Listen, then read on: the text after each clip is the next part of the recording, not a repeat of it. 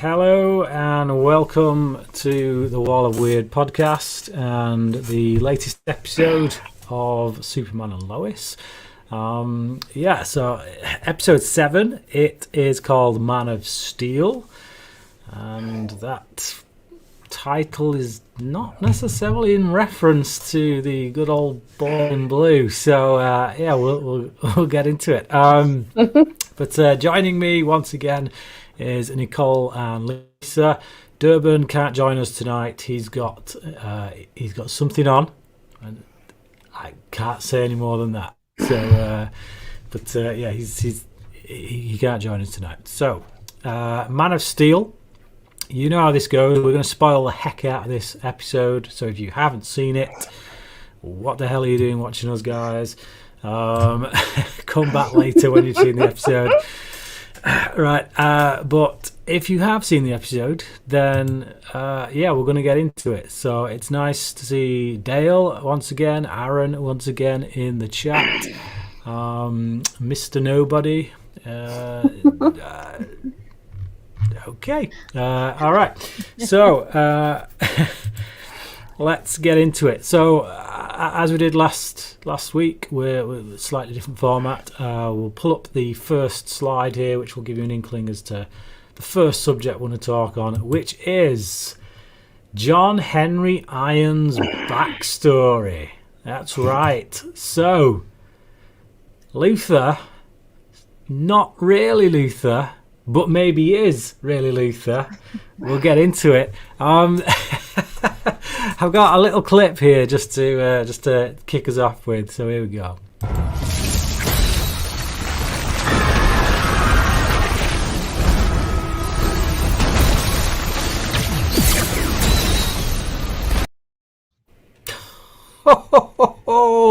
That's so badass. I love that. That was just some grade A level destruction right there. That's scary. So here's the thing, right?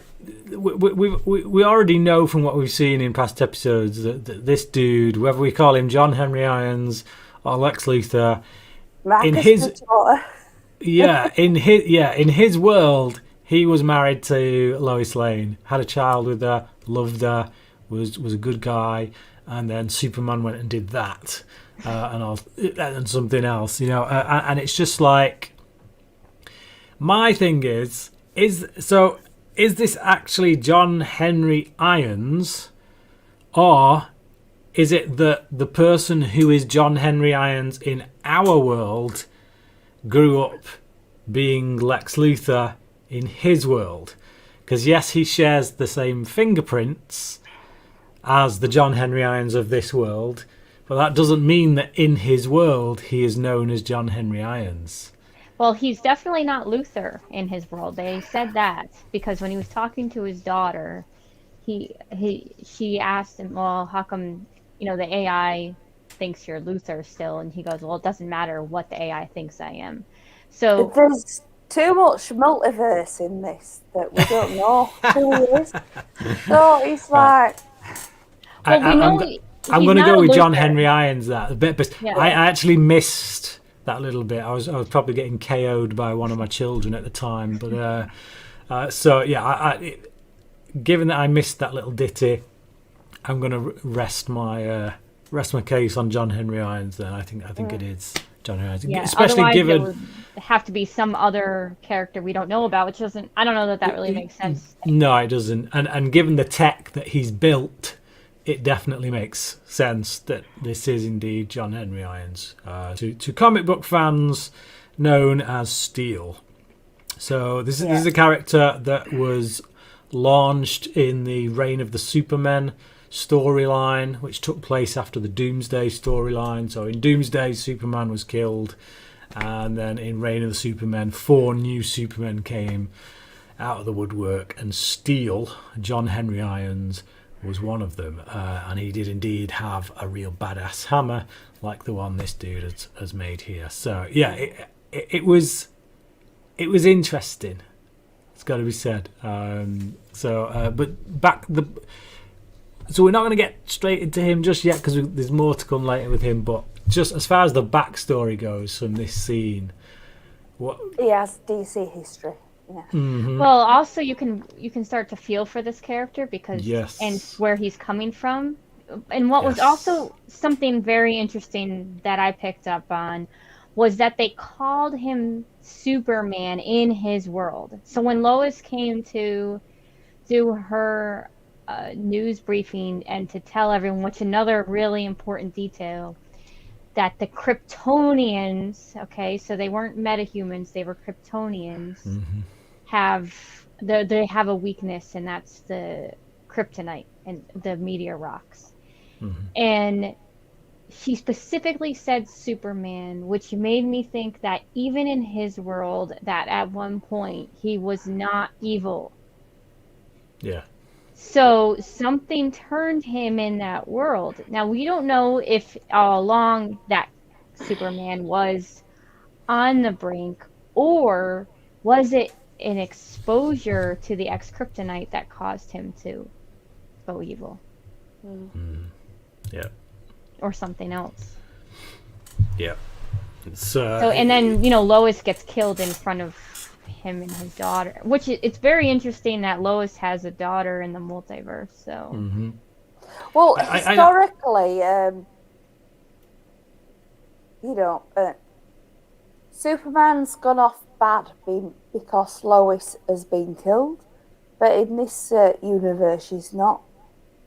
Well, in this universe, he's the one who's killed her. So I know. it's, He's a dead goer. yeah, that is true. That's. But picking up on just something you said, Nicole, it's this is the first episode where I have started to feel for this guy. Like this, when we were first given the knowledge that he was married to Lois Lane in his world, I still didn't care because, like, as far as I'm concerned, well, so what? Lois is Superman's. Keep your nose out, Luther. And back then we thought he was a Luthor as well. So just the knowledge that this guy is John Henry Irons, the knowledge that we see him interacting with his family and that they do love each other. That this isn't just something. It's not just something that's in his head. Because if it was Luthor, you could very much imagine that his ego would dictate that, like, through his worldview, Lois loved him, when in actual fact she probably didn't. Whereas we see actual flashbacks here in which, no, these were a genuine couple, they got a daughter, so in his world, he was somebody worth caring about. So this is the first episode, really, that's fleshed this guy out enough to make me care about him. And I also thought the performance of the actor who plays him just gave him more to do. Yeah, just gave him more to do in this, and I think he was able to show a bit more range in this episode to what we've previously seen. Whereas previously he's been a military force. He's just someone who just keeps popping up to be either a physical threat towards Superman or to do something underhanded that makes us maybe not trust him so much. So yeah. So good episode for the character. Right, what we've never brought up is he's got a big scar down his face. So where did that come from? It's not being brought up in the episodes or anything. So Did he have it in all the flashbacks? Or yeah, he's got that big scar down his face. Yeah, I just wondered if the earliest flashbacks it was there or not, and I didn't look. He didn't have it in the flashback with Lois, though, did he? Did he have it when he was in the bed with Lois? No, we don't talk about him being in the bed with Lois. But, I'm talking about it right now. I can't remember, man. There's so many details in this episode. I'm actually not sure, but at some point he's got a scar on his face. But yeah, that's a good point. When did it turn up? Yeah. But I'm sure we'll get to see that. I don't think it did. Yeah. Right. If it's not there in the bedroom scene in this episode, then I'm pretty sure that we're going to get a flashback at some point which shows us how that happened. It should be in that clip. If we play that clip again, we can all look and see, because that was... He had no scar. That was sure. right after the bedroom scene. Yeah, I'm pretty sure he's got no scar in that one.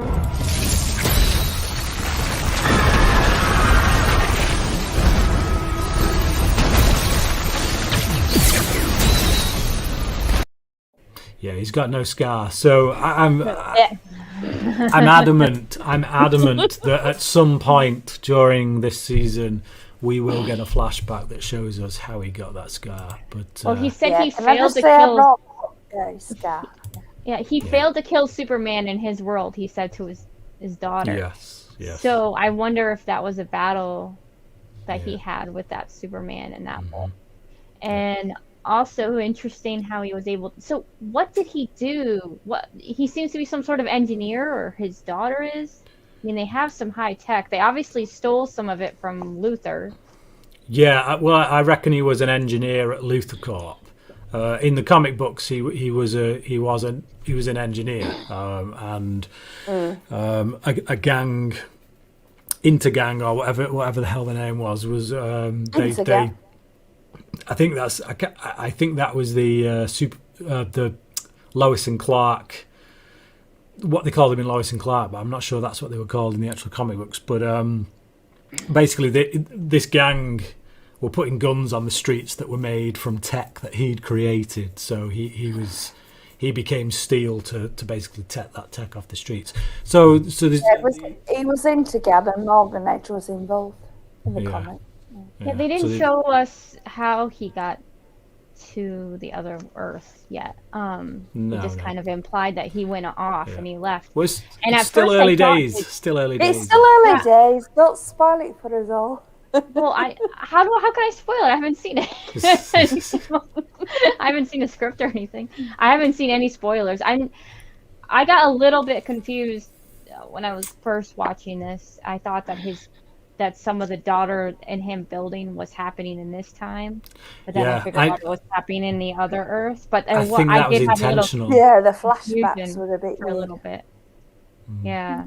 Yeah, I feel like that was intentional. I think it was edited that way to make you think that, oh, he's still got a daughter and she's here with him too. And then, but obviously, because I was thinking, oh, is his daughter gonna go off and save him? Was that another suit that they were building? Like it wasn't clear that was in the past. I guess when they showed that, but then I figured it out by the end that it was. I think perhaps his daughter might actually return at some point. Yes, I don't think we've seen the last of her. That's for sure. Yeah. She's also a lot of people are saying she's another Steel character. Okay. She is, but she's called Natasha in the DC world. Okay. And she's not the daughter, she's a niece, but she's going to turn up somewhere. Yeah. So let's move on to the next scene because we've got a few to go. Next up, we've got Jordan's super hearing. I've got one thing to say about Jordan's super hearing, and then I'll let you guys say whatever you want, and then we'll move on. It'll be short and it'll be sweet. When he doesn't have those earmuffs on, he can hear literally what somebody is saying from goodness knows how far away. So you're telling me they're trying to indicate that by the simple action of getting some earmuffs and going, oh baby, silence, thank you, no, sorry, not buying it for a second. Those are not doing one damn iota of good to block the sound out. No, Nicole, don't be spinning it. Don't be trying to spin it the way you always. No, I have a spin. I have a spin. Now, I thought the same thing, but I have a possible explanation. We don't know what kind of earmuffs they are, and they might be made of lead or some sort of kryptonium metal that blocks out the sound. Right, I think they've just been bought off of eBay. Yeah, that's a whole lot of maybe. That is a whole lot of maybe. I think if that was the case, then you drop a little line of dialogue in there from Clark saying, "Here, son, wear these. My dad made them for me." Or, "Here, son, wear these. They're from the fortress." But no, there's nothing mentioned about him. I am They not should have buying said that. But well, it's not impossible. it. No, they're Nicole, definitely you're brought up a stretching. baby. You're reaching. You're reaching about as far as anybody could possibly reach. As far as the east is from the west, that is how far you're reaching right Keep now. your mind open, Brian. No, it's right. It's It's a right slight- closed. It's right closed. It's not 0% chance. There is a chance. So you're telling me there's a chance? That's dumb and dumber for anyone. It's just All right, no. so let's talk about the fortress scene for a second, because I was a little disappointed. I don't know about you guys, but I was a little disappointed in the fortress scene, because Jarrell made a huge point in saying you're never gonna be like your father. Like, you don't have anywhere near the powers. And then all he goes is, "Oh yeah, you just have to learn how to control your hearing." And well, why aren't we talking about the fact that dude has super hearing, and you said that it was impossible? Yeah, hey, dude. How about an apology right now? How about some explanation as to the fact you were wrong? So yeah. I'd be a little pissed if I was Clark right now. Like, nothing, like, you don't scan him and say, "Oh, maybe you have more than I thought you had." I mean, why didn't they explain it a little bit? And all the big words he did bothered as me. well. I know he has to act all intellectual, right? Yeah. Like, he knows everything, but yet you didn't know that he was gonna get super hearing, so you don't know everything. You're not always right. Okay, so next up.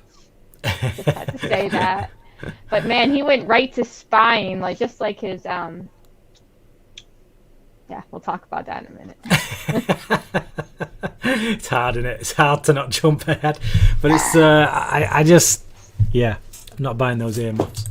So next up is the love triangle heats up, and by that, basically it basically just means that Jonathan has a conversation with Sarah, and Jordan decides to listen in and goes a little bit like way over the top with how much he thinks he's hearing there. So Show it. oh yes, we have a clip, do we? No, is that not for the oh yeah, okay, here we go.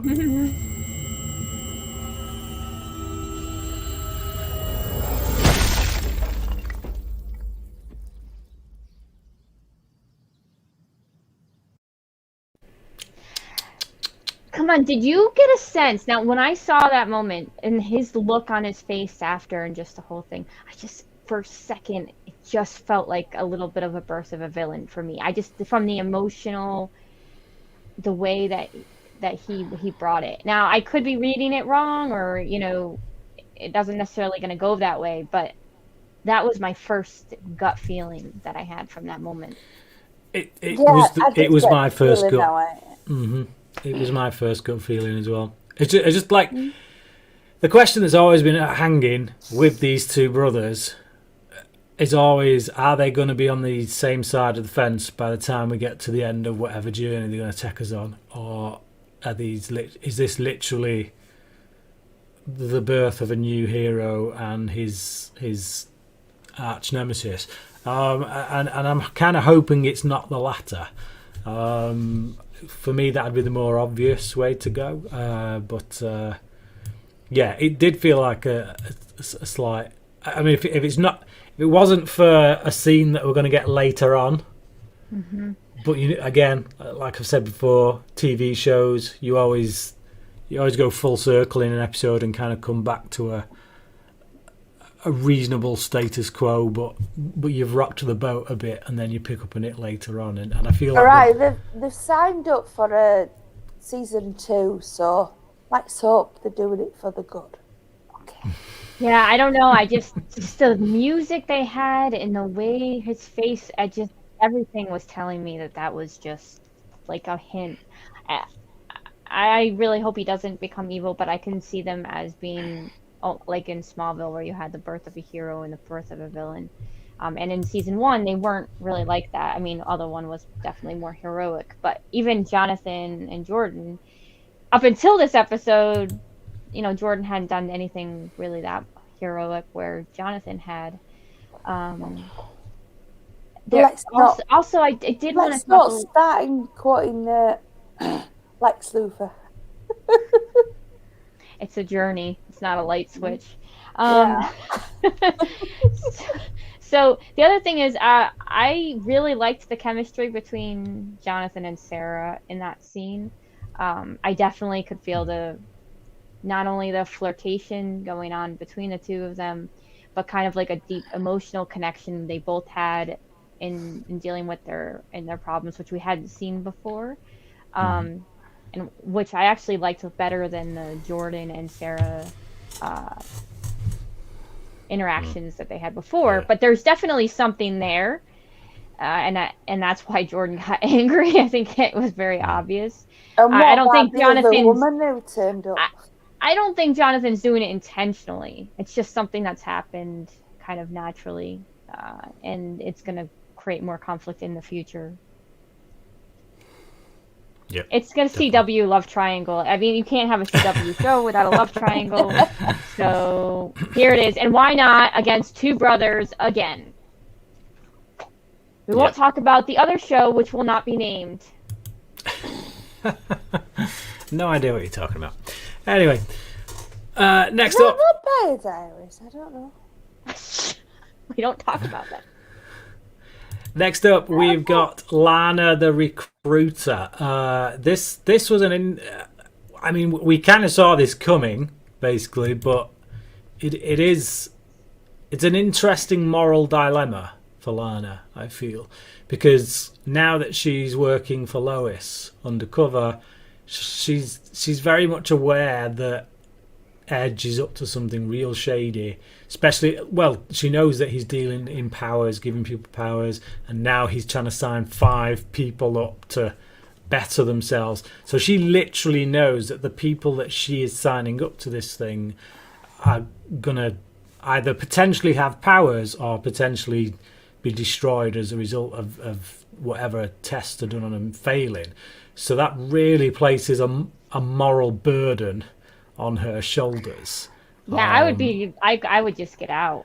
Yeah. I don't know. I don't know how you can go at home and sleep at night. I mean, she was really distraught over that one woman, who's so desperate, and you felt for her, and then Morgan's she wanted to push her away, and Morgan gave her that look, and she's just like, oh, she trying to avoid it, and then so we thought that Morgan was going to give Lana these powers, but actually he said Kyle. He wanted to get Kyle in on it. And that's really going to be a huge conflict for Lana, and how is she going to manage that, because Kyle, of course, is going to want to do it. And he's not going to believe her if she says, look, this is really bad. So this is going to be interesting in the next episode or two. Well, that was one of my things that they're not going to let Kyle become one of the chosen, because Morgan knows how bad the experiment goes, Well, that's precisely the reason Morgan Edge would let it happen, because I think he'd be quite happy to get Kyle out of the way. So, well, but if he did get Kyle out of the way, then he's not got Lana, Well, here's the thing. I don't think that he wants Kyle to be an initial test subject. I think that once he figures out his formula, then he wants to bring Kyle in, because he already knows he can easily control Kyle. Yeah. And a lot of people in the community have Kyle's trust. So someone, which we'll talk about more about, because, I think that my understanding is that he's planning to, basically the humans are becoming hosts for Kryptonians. And so Kyle won't really be Kyle anymore, but the people in the community will still look up to Kyle. And I think that's why Morgan wants to use him, to continue to build trust in the community and have someone that's controlled. So he's like a controlled opposition almost. It's I think it's gonna go there, and I don't think there's much Lana can do about it at this point. It's gonna go there, but experimental wise, it's had a bad showing. Well, that's why I don't think he's gonna be one of the first. I think he's gonna figure it out before he brings Kyle in. He's using these other ones as burners. What do they call them? Like, you have to fry a few omelets before you get a good one. So once they figure out, break a few eggs before you make an omelette. Yeah. So once they figure it out, I think it's the. I don't know that there's much you can do to save Kyle. Okay. Next up, Clark does a bit of snooping. So Clark kind of, while Lois is chatting with Luther or John Henry Irons or Marcus or whoever the hell he might be next week, Clark decides to kind of raid his caravan and have a bit of a snoop around when he comes across the little orb thing, the computer, the AI, which thinks that he's Luther. So clearly this AI is just bonkers. Basically, any guy who comes up to it, it just assumes is Luther. Hey, Mr. Luther. You're right, Mr. Luther. It's just like, yeah, it's Apparently a bit of a video component. No, it's just it's a bit numb-nutted, this AI. There's something a bit rotten with it. So that gets Clark instantly kind of, whoa, hang on. This dude's a Luther. Any thoughts? Yeah, I had a funny moment when Henry comes back and the AI informs him that there was an intruder, and he looks at the video and he sees Clark. At first I was like, oh no, and then he goes, oh, that's not anyone to concern. I was like, oh right, he doesn't know. Clark, Superman. I was like, thank goodness for his dual identity. Mm-hmm. It's a good job those glasses come in. It's like, no one will ever know. Oh no, where's Lisa gone? Just completely changes things, doesn't it? Something, Lisa, Get a little quick. Oh. You cannot see me because I've got the glasses on. Okay, next up we've got the bait. So this is, like I say, I got the gist of what was going on here. So this is that. So the woman that I can't remember the name of, who works for Morgan Edge. Go on, Lisa. Leslie, that's the one. So she devises this plan to try and draw out whoever might be hindering them, by making it known that they're going to be shipping the X-Kryptonite. So Clark and Lois kind of track it, thinking, "Oh, let's see where it goes." And then Luther, Marcus, John Henry Irons kind of basically just decides, no, I'm going to take them all out. I'm going to get the X-Kryptonite. Basically blows their cover and kind of cocks things up in a way. But it's quite an amusing scene on many levels, particularly when Clark or Superman just takes a car and whisks off with it and then dumps it on top of a rock. I do hope that he goes back. Yeah. It's a canyon. Basically, they're just one little tip away from falling, all of them Italian Job style from that cliff. So I do hope he goes back later and takes that car down. But that was an amusing moment. Also, they showed his vision. He could see 2 miles ahead, which is the first time I've heard that with Superman. That it's kind of like a combination of X-ray and microvision or something together. I don't know. It's like he's got supervision. He can see 2 miles ahead. What are you trying to insinuate, my friend? Right. Yeah. I did laugh at that though. That was I just whenever I picture like Superman picking up a car and running with it, I like just I just think the thing is the speed that he came in and took that. There's no way those guys don't have whiplash. You know, we've said this many times, but like, how many court cases do you think are brought against Superman for whiplash? It's like, I was just in my car, dude, minding my own business, and he just took us off. Flipping whiplash, ended up on a rock and nearly died out there. It's like, you could sue him for goodness knows how many millions.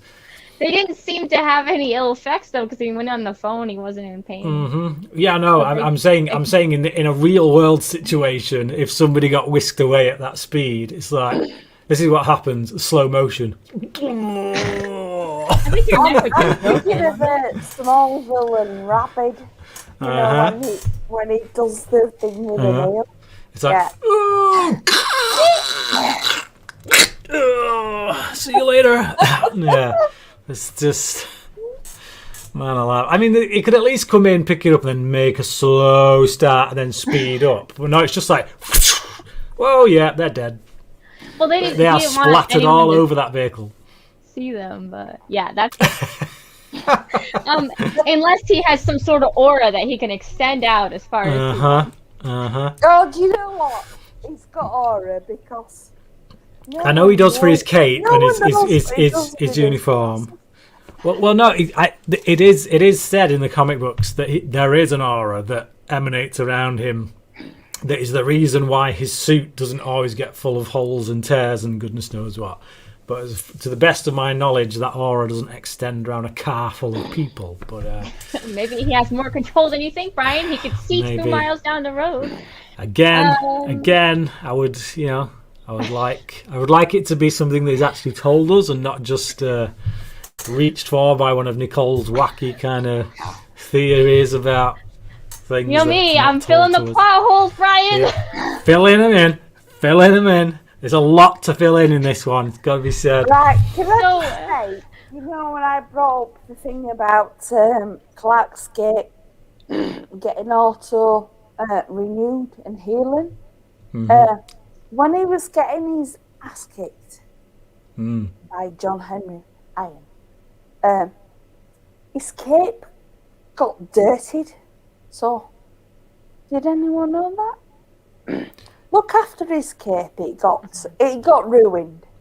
Well, there was red sun though. Maybe it affects his suit too. Mm-hmm. I think it's like, does his healing ability get rid of muck, or does it just like does it just reseal when it gets a hole in it? It's like, is it really going to shift every little bit of dirt off? I have a question for you guys. Leslie was using her super hearing during the heist. And Clark, I was listening to the conversation that Clark was having with Lois. And it wasn't clear if Leslie heard the part when they were really talking about the X-Kryptonite. Or when they were talking about... They did talk about things to do with Superman. Clark said, I have to go take care of it. And then he kind of came back. I'm just wondering, especially after they got the X-Kryptonite, they continued the conversation. If Leslie figured out that Clark is Superman, because she did say that she learned a lot, but they didn't tell us what she learned. So what were your thoughts on that? That's very scary. I think she did. Yeah. The thing is, it's like the way that Edge talks down to her. I'd be a lot more careful if I was Edge. You know what I mean? It's like there's nothing Leslie is a superior being. Like, what are you talking her down for like that? That's what I mean. It's just like there's nothing stopping her from completely taking over his operation unless he has control over like when she has powers and whatnot. Whether does she need to keep getting topped up? Well, so there's a couple things. He has a lot of power, right? So I don't mean like physical power. I mean like he has the ability to get this X-Kryptonite and to run this operation. She wouldn't necessarily be able to jump in and take over the operation. So she might need him it's really not clear what the Kryptonians, where they came from or how they're communicating to Edge and coming up with the plan. So yeah, I don't know if that's why or if they're somewhat controlled by she's relying on Morgan for something. Yeah, Morgan's definitely got the power. Mm-hmm. Yeah, because she would have just gone. But she could hide from Morgan that she knows Clark is Superman, because they didn't show us what she told him. Yeah. There's nothing stopping her from having her own agenda, and if she learns something important, she could hold it back for as long as she wants. My thing with her is that she literally, from what we can see, she does have all of Superman's powers, which begs the question: why the hell doesn't she know a hell of a lot more than she does already? Because we've already seen Jordan kind of, his hearing's developed and he's already listening in at the school and hearing Sarah and Jonathan. If this woman has this power, why isn't she listening in on all the townsfolk and finding out secrets left, right, and centre? It's just doing what Superman would do if he was a bad guy. Well, I guess one thing though is she wouldn't necessarily know to listen in on Clark's conversation. But I'm not saying she would. I'm not, but like clearly Lois of all people, Edge, like they know that Lois is trouble. She's trouble. She's trying to dig up dirt on Edge. She right now is the biggest threat towards his plans because she's the only one who is actually digging deep into it.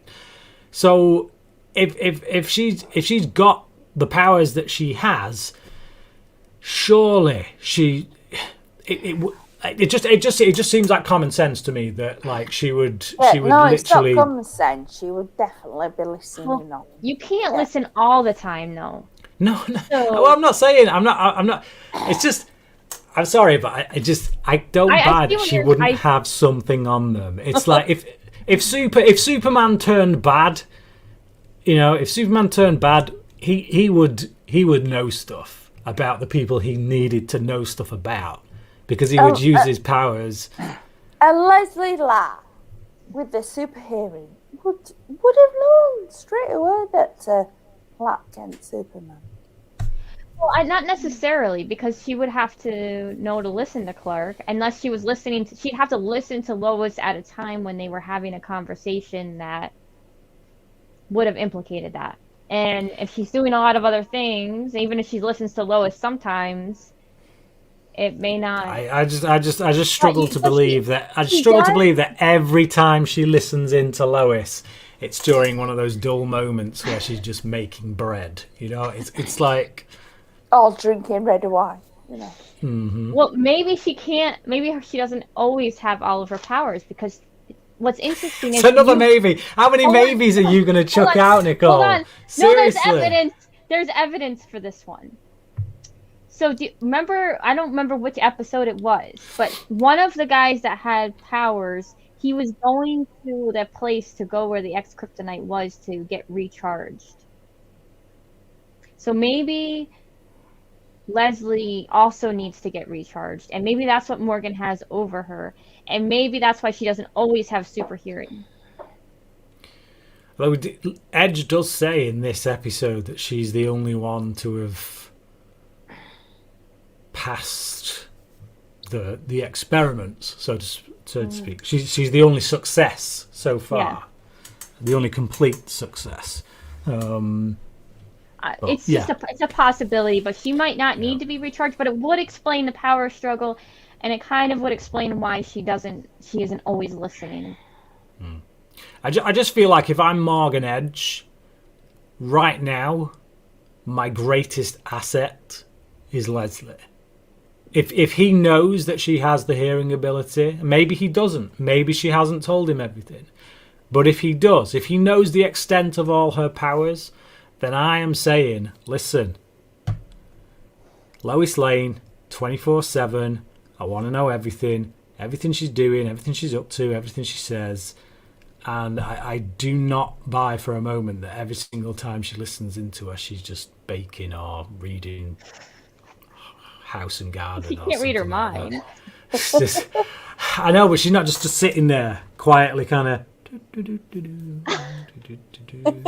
it's just no chance. Well, how often do you talk during the day? Well, how often does Lois Lane talk during the day? It's like she's always on the move. She's always working. She's on the porch though, talking, isn't she?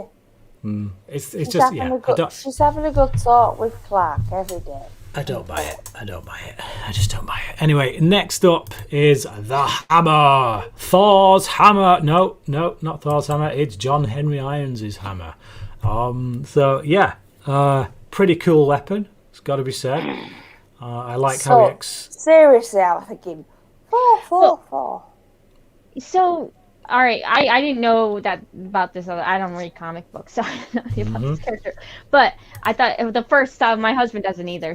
But we were like, oh, is that Thor's hammer? Like, we were a little confused for a minute. The way that it came to him and how strong it was pretty cool. But Clark looked like an idiot in that scene. Can I just say that? He already snooped. He found out that he was the Luthor character that was trying to kill him before. He agrees to meet on his turf without even, like, checking out anything. He just walks into a trap. It's like, what is it with these superpowered beings that don't use their superpowers? Seriously. It's like, what's so hard about flying, 50 feet above that complex and listening in, using your vision, everything you can to figure out a game plan? It's just... You don't go on their turf when you know that they were maybe the one who tried to kill you. Like, no, we need a neutral ground. Like, Brian, you needed to be a superhero. I don't know. That was just serious. I did not really like the writing there because it made him look like a complete idiot. I'm just gonna say. I just think a lot of people are complete idiots in this one. To be honest, the more I talk about it, it's just like, I think I really did enjoy this episode. Actually, I enjoyed it quite a lot. But I just feel like there's just a few things where it's just like starting to. That's just the nature of superhero programs. I think TV shows. So powered already. You have to kind of... Yeah. It's just like every TV show involving superpowered beings. If you really think about it, most of them are pretty stupid because there's a lot of things they could do with their powers where you think, you could have avoided so many different situations if you'd have actually used your powers. I can't tell you how many times during Smallville Clark failed to use his super suit. Yeah. Oh, let's just throw someone against the wall. Yeah, that's his one power that he knows how to use.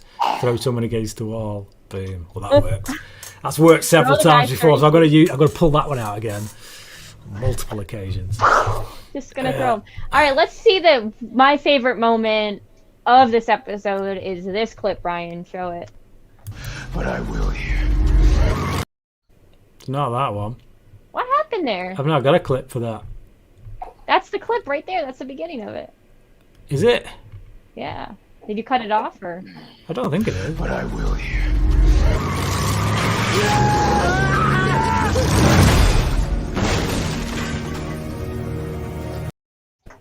Oh yeah, there we go. Okay. Yes, the Kent boys. The Kent boys. Oh, we're about to see one of Nicole's kids coming in and. Yeah, it's like, Mommy! Hello, fight! And she's gone. All we're left is with the Smallville barn. But it's really good to see the Kent boys. I can hear it. Are we listening in? Are we hearing on their conversation? No, hopefully not. Right. Oh, you're in trouble now. So it's good to see the Kent boys kind of come together at the end there, and Jordan kind of gets to grips with that power, And Jonathan obviously does what Jonathan always does, which is be an actual hero without the necessity for powers. So yeah.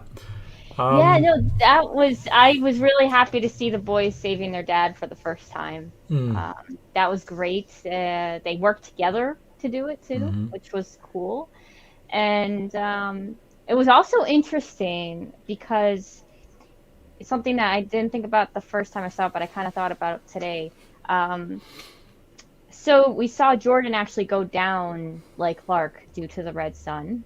Well, the artificial red sun that he created. And yet Jonathan did not go down. He was not affected by it. He was able to drag that hammer. It's not clear whether a regular human could do that. Not only was he able to drag it, but he was able to lift it up and use it to smash. So there is definitely some question there. It's borderline. It could still be normal human, or he could have some strength, but then you have the red sun, so kind of it's like this whole series you're not sure about Jonathan. Like, he's just right there. I'm just thinking 4, you know. It's like, got the hammer and it's 4. It's like, oh no, it's DC, not Marvel.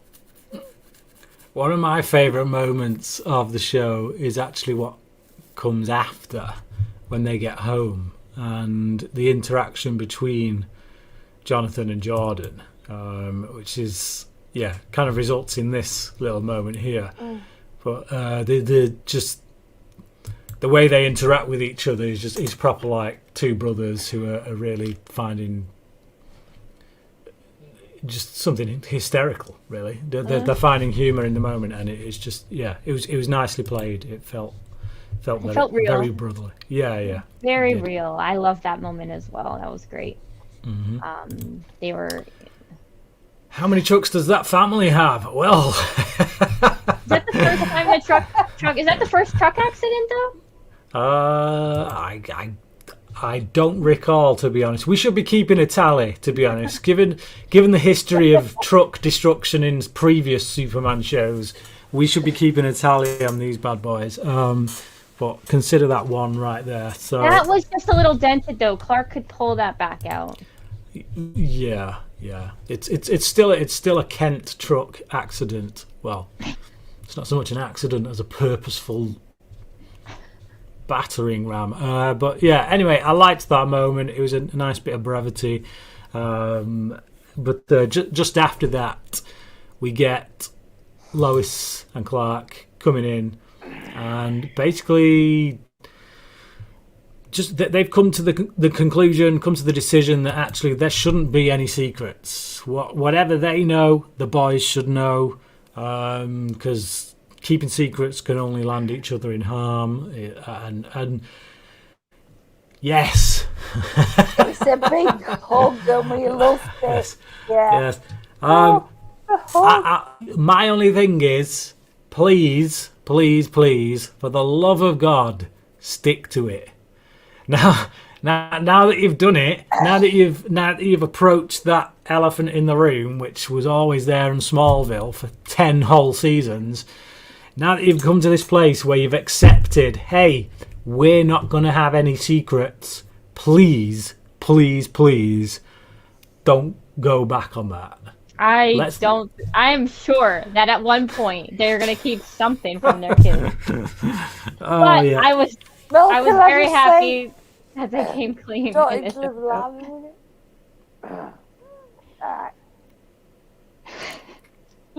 I mean, they're old enough where they need to know what's going on, and that's where they're going to develop trust in their parents, and they desperately need that trust. Especially in the situation they're in, and it absolutely puts them in danger to not know.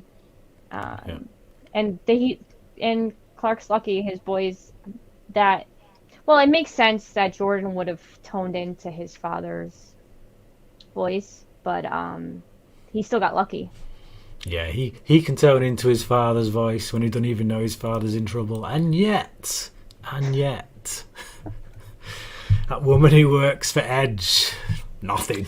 Nada. maybe he heard Zilch. Now, the voices that you know, you're going to be more in tune with. And he was distressed. Just stop it, Nicole. Just stop it. Stop. You're like an apologist for the writers of TV shows. It's like, if you love a TV show, you're so tunnel visioned on it. It's like if the writers make a bit of a cock up or just don't explain it well, it's like, no, I'm going to get them out of jail. You're not a lawyer for the bad writing on TV shows. It just makes the show better for me to fill in the pothole because it makes it feel more real. So I like to fill in potholes. Okay. And we come out on the end of this show with the plan. Whatever that might be. Well, clearly it's to make superheroes or superpowered beings out of these 5 people that have been chosen, with the strong likelihood that actually those experiments will fail and these people will die in some horrible fashion. There's more. Because they specifically called them eggs. And I would like to go back to episode 1, or I don't know if it was 1 or 2, I forget, where they showed the flashback of Morgan Edge, where some objects came in. It looked like possibly a ship, right? And he said, what did he say? The resurrection begins. Then in the alternate Earth, it said that they are Kryptonians. And then they the third clue is in the scene with Leslie, in that particular scene that you just saw the picture of. He says that they're eggs. Do you think they're Zod and his minions? There's some Kryptonians. They certainly could be Zod. I think it's got to be Zod and his minions in it, and it's like Kandor all over again. Yeah. Could be, we'll see what happens. But yeah. So that's wrap up. Nicole, go first. So, overall thoughts. The only thing that we didn't talk about was the scene when he's missing his daughter in the jail cell. Oh, I forgot, because this bothered me a little bit. I don't know if it bothered you guys, but Clark going to almost kill. Yes. Oh, yes. What the hell was that all about? I thought that was too far. I was like, there's no way. The red eyes, yeah. We've literally just come off the back of an episode which is all about that very theme of keeping you cool and not losing your temper and not getting, not giving in to the anger that you feel. That's literally what the previous episode to this was all about. And we saw Superman in a situation where he could have very easily lost his cool, and he didn't. He controlled it. And then literally the very next episode, he goes full on red eye beams, and he goes up and he's literally about to punch the guy, if not for Lois going, hey, well, calm down. And it's just like, I don't know. I understood why he would be angry, but I felt like the moments in Smallville when Clark got close to killing someone, to me, it didn't upset me like, oh, Superman's going too far.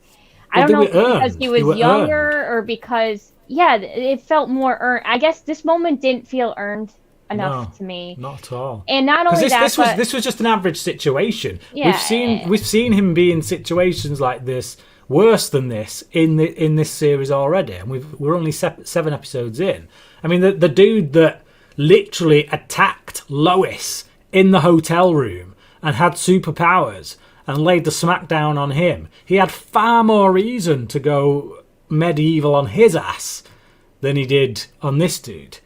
So it's just the fact that he started to unleash his heat vision and then literally he's got his fist up as if he's going to punch him. I'm not buying that at all. That was so out of character. Seriously wrong there, because I think that part of it was would never do that. So there was something that was said about him that the hero was like a propaganda, which obviously I don't think that's the case in the show. But like I was saying, on the other Earth, it seemed clear to me that Superman used to do good things and then turned. Okay. Yeah. And so then you have Henry seeing Clark well, because that was our question. How could this guy think he's the same dude if he sees him be good? But then now they kind of answered this. Now they didn't exactly tell that, but I think it's implied, strongly implied. This is something that's going to get picked up on, isn't it? Yeah, and that it's that he was good. That this guy's doing the same thing. He's saying he's good, but then he's going to turn, and so that's why they kind of wanted to show him from from Henry's perspective. Like, look, see, there it is. That's why I'm after him, because he was going to kill. You know, that's the Superman that I know, and but I didn't like it. Because I didn't feel like it was earned, even though he was attacking him emotionally too, because he was saying like, "Oh, you're not good," and he was going after him and after him and after him. Yeah, that's more off Duck's back compared to what he's been through before. And it didn't feel like he had enough restraint either. I think that was the other thing, because the amount of time it was that he was like this, it was like I would have liked to see him fighting that restraint. And then Lois coming in, it wasn't enough time for me. It looked kind of evil to me. Yeah. And I really hope they're not going to go there. I have this fear, and I'm not going to particularly like this. Other people might be fine with it, that this ex-kryptonite is going to have a bad effect on Clark. Mm-hmm. And that might have been what happened to the Superman on the other world. Maybe those red lights that Henry Irons had on also had red kryptonite in it, and it just like but it's just like I feel they've not explained it in this episode, which means that it's very unsatisfying because it just comes out of the blue. But I do think, I certainly hope at any rate, that behaviour from Superman there is going to be picked up on and explained either in the next episode or one further down the line, that he actually wasn't in control of himself there because something else was going on. If the explanation that we're supposed to take on board is that literally was Superman, that was him, there was nothing affecting him, none of that nonsense, but that was his choice, that was him doing it, then that is just like, no, that's crap. It just wouldn't happen. Wouldn't that happen? No, it's not there in the DC universe. No. You know, it's not there in this show. I mean, if you go back, like I say, to the previous episode, it's just not in the character. We've already seen him avoid that kind of behaviour. So if the fact that he's doing that very thing that he spoke against in the next episode tells me, or it should tell me, if they're going to explain it, that something else is going on. So if they don't explain it that way soon, then then this episode will drop considerably. So are they trying to say that Lois is the thing that keeps Clark from going over the edge, and maybe that's the difference between this Superman and the other one? That's the other thing that is interesting. It did make me feel for Henry, and thinking about his daughter being separated from her. But we'll find out more next week about that whole thing. Anyway, I had to bring that up because that bothered me about this episode. No, I'm glad you did, because I remember when I watched it, I was like, oh, we've got to talk about that, because I can't even believe I forgot about that, to be honest. But and I'm just thinking, we don't blame it all on the multiverse. We've got to, say something else, because multiverse is just an excuse for everything in the Arrowverse. I just want a damn explanation that goes beyond. Oh yeah, it was just Superman losing it for a bit. So Nicole, wrap up and give us your score out of 5. Might be a little surprised, but I going with a 3.5. Lisa? 4. Yeah, I'm going with a 3.5 actually. If that behaviour from Superman doesn't get explained down the line, it's getting dropped down to a 3. But 3.5 from me. I did actually look on IMDb just before we came in, and like IMDb ranks the episodes based on users' scores. Currently, this episode sits as the highest. It has the highest score.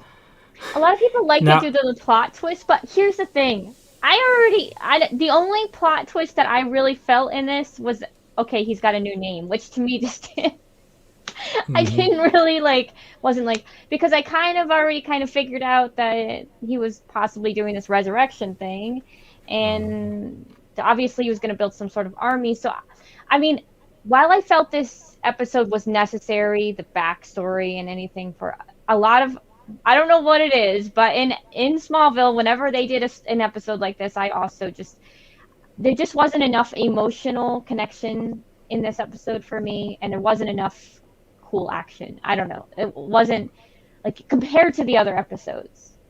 I thought there's a lot of good stuff in it, but I feel like it's the middle episode of a trilogy. You know, when you get it doesn't quite have a beginning, it doesn't quite have an ending, and the stuff that's in there is there as set up for other stuff, so you don't get things fully explained. So it feels like something that you build on, and it's just it's worth saying that the votes on IMDb at the time that I saw it, this had some 350 odd votes. Whereas the next episode, the one that was in position 2, which was the previous episode, Broken Trust, which we all said was the best one up to that point, that had 1,000 and something scores on it, 1,000 and odd. So as this episode gets more people voting on it, I would expect to see it drop, to be perfectly honest. And if it doesn't, then I just want to ask, what the hell are people smoking? But 3.5 for me, 3.5 for Nicole, and generous 4 from Lisa. So that is the end of this episode. Thank you for tuning in, those who join us live. If you're watching this afterwards, then thank you for making it this far. Do like and share this video, because it will help us to grow our audience and get seen by more people. But yeah, never know how to sign off, really. And I'm always too busy looking for my little video thing there. But until next week. Till next From week. The All Weird. Adios.